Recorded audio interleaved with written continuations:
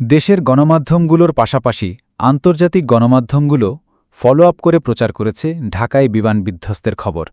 সোমবার BBC, CNN, New York Times, Al Jazeera, Reuters সহ প্রায় সবকটি সংবাদমাধ্যমই এই ঘটনাকে সাম্প্রতিক ইতিহাসে বাংলাদেশের সবচেয়ে ভয়াবহ বিমান দুর্ঘটনা হিসেবেই আখ্যা দিয়েছে।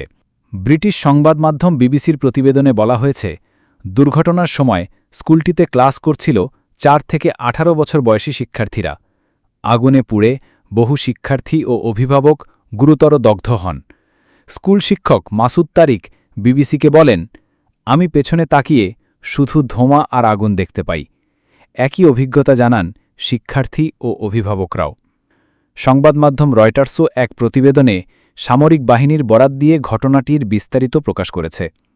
রাজধানী ঢাকায় সোমবার একটি কলেজ ও স্কুল ক্যাম্পাসে বাংলাদেশ বিমান বাহিনীর একটি প্রশিক্ষণ বিমান বিধ্বস্ত হলে কমপক্ষে ১৯ জন নিহত ও ১৬৪ জন আহত হয়েছেন। মার্কিন সংবাদমাধ্যম নিউ ইয়র্ক টাইমস উল্লেখ করেছে, বিমানটি যখন আঘাত হানে তখন স্কুলের ২য় তলায় ৩য় ও ৪র্থ শ্রেণীর শিক্ষার্থীরা ছিল। প্রত্যক্ষদর্শীরা জানান, আগুনে জ্বলতে থাকা বিমানটির জানালা ভেঙে ছাই হয়ে যেতে দেখেছেন তারা। আহতদের দ্রুত বার্ন ইউনিট সহ বিভিন্ন হাসপাতালে নিয়ে যাওয়া হয়। আরেক সংবাদমাধ্যম সিএনএন জানিয়েছে, দেশের বিভিন্ন এলাকা থেকে মানুষ রক্ত দিতে ছুটে এসেছে। স্কুলের আশেপাশে হাজারো মানুষের ভিড়, কেউ নিখোঁজ সন্তানদের খোঁজে, কেউ বা আত্মীয়দের দগ্ধ মুখ দেখে কেঁদে ভেঙে করেছেন। ৩য় শ্রেণীর শিক্ষার্থী মারা যাওয়ার তথ্য দিয়ে কাতার ভিত্তিক সংবাদমাধ্যম আল জাজিরা জানায়, ঢাকা মেডিকেল কলেজ হাসপাতালের বার্ন ইউনিটে ভর্তি হওয়া আহতদের মধ্যে অনেকেই সংকটপন্ন অবস্থায় রয়েছে।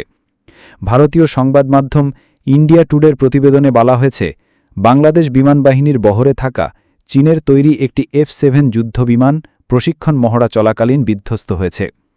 ঢাকার মাইলস্টোন স্কুল ও কলেজের একটি ভবনে বিমানটি বিধ্বস্ত হওয়ায় শিক্ষার্থীসহ হতাহত হয়েছেন অনেকেই।